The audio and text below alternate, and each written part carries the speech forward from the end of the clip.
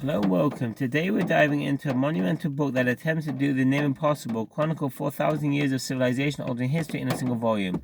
That book is A History of the Jews, published in 1987 by the late British historian and journalist Paul Johnson. This is more than a survey of facts and dates. It is a philosophical and polemical work that positions Jewish history as central to humanity's search for meaning.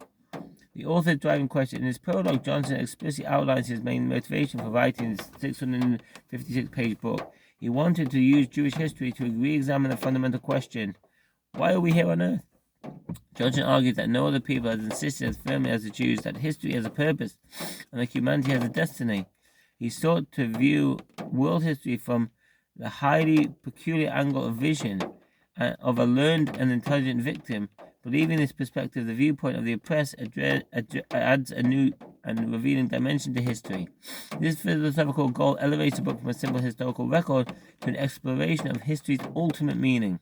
The author's philosophy, the human factor. To understand Johnson's history, you have to understand his historiographical philosophy. Johnson was an intellectual who moved from a left-wing editor to a prominent conservative voice.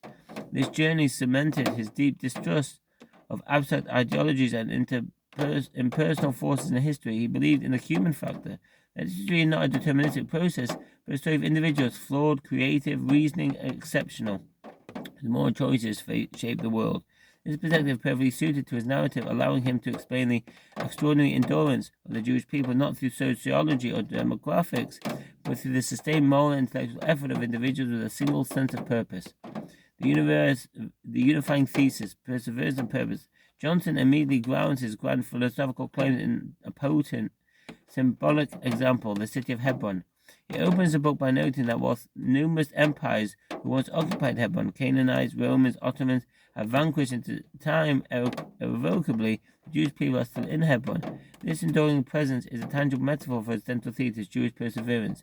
The book's structure traces this continuity through 7 major thematic theme sections: Israelites, Judaism, Cathodocracy, Ghetto, Emancipation, Holocaust, and Zion.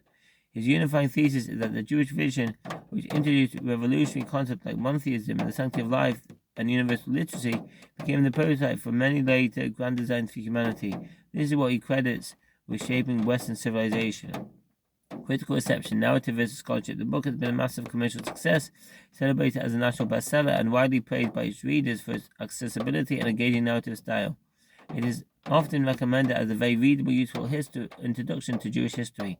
However, it has faced significant criticism from the academic community. Scholars argue that its breadth comes at the expense of scholarly depth, pointing to occasional generalization and a lack of deeper analysis on specific topics. A major contention in Johnson's methodology, he is criticized for sometimes cherry-picking historical arguments and interpreting archaeological evidence to validate biblical narratives, an approach that ignores a century of critical scholarship. Furthermore, his consistent and widely considered incorrect use of the term race to describe Jewish people has drawn sharp critique. The tension lies here. The qualities that make the book a compelling read, its broad, single-author narrative, and its purpose-driven agenda, are the very things that limit its utility as a scholarly reference. Legacy. A cultural monument. Despite the academic friction, the history of the Jews has secured its place as a significant and enduring cultural work. Its legacy is not just as an accessible text, but as a powerful, purposeful narrative. By articulating a grand vision that attributes Jewish survival to their deep ethical values and sense of destiny, the book has influenced a generation of readers. Johnson's work reminds us that for many, a deeply felt, purpose-driven narratives, even one with scholarly shortcomings, can be a more meaningful way to engage with history than a detached, ideological, neutral academic account. Thank you for listening, and feel free to subscribe and investigate more into the book.